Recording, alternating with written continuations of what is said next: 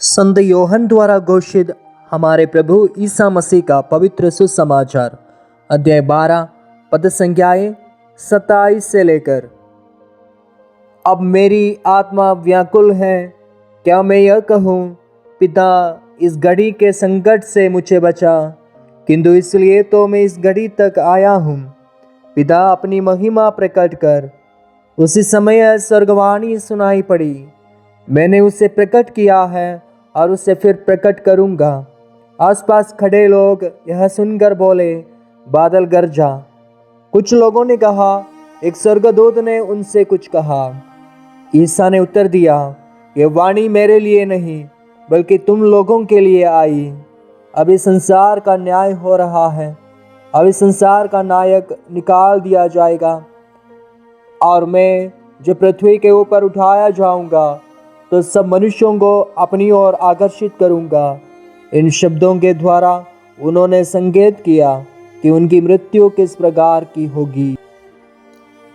प्रिय माता पिताओं और बच्चों, आज का सुसमाचार हमें जीवन के उस पहलू की ओर ले जाता है जहां यीशु अपने दर्द और पीड़ा के बावजूद ईश्वर की महिमा की बात करता है।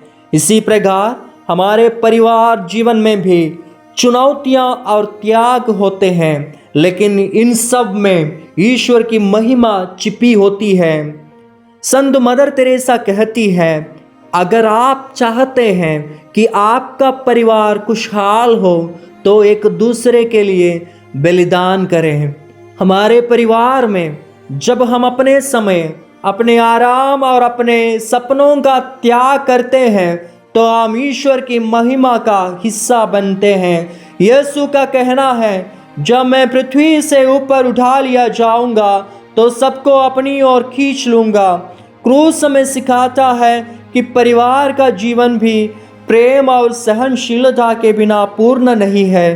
पोप फ्रांसिस कहते हैं, परिवार में एकता तब आती है जब हम मसीह के क्रूस से प्रेरणा लेते हैं। जब परिवार के सदस्य मिलकर प्रार्थना करते हैं, एक दूसरे को माफ करते हैं और ईश्वर पर भरोसा करते हैं तो उनके जीवन में क्रूस का महत्व झलकता है। वतिकान द्वितीय की शिक्षा हमें बताती है, परिवार चर्च का घरेलू रूप है। परिवार में माता पिता और बच्चे मसीह के प्रति विश्वास को जीते हैं। जब हम अपने परिवार में बच्चों को प्रार्थना करना सिखाते हैं, बुजुर्गों की सेवा करते हैं और ज़रूरतमंदों की मदद करते हैं तो हम उस महिमा का हिस्सा बनते हैं जिसका जिक्र यीशु ने किया। एक परिवार था जो हमेशा झगड़ता रहता था। एक दिन पिता ने एक क्रूस लाकर घर के बीचों बीच रख दिया। उन्होंने कहा, अब से हम हर समस्या के साथ इस क्रूस के पास आएंगे और मसीह से मदद मांगेंगे। धीरे धीरे उनके परिवार शांतिपूर्ण और प्रेममय हो गया। मसीह हमें सिखाते हैं कि जब हम हर परिस्थिति में ईश्वर पर भरोसा करते हैं तो परिवार एक छोटे चर्च की तरह बन जाता है। इसलिए परिवार में दैनिक प्रार्थना शुरू करें। रविवार को गिरजाघर में पवित्र बलिदान में भाग लें। एक दूसरे को माफ करना सीखें। गरीबों और ज़रूरतमंदों की सेवा करें।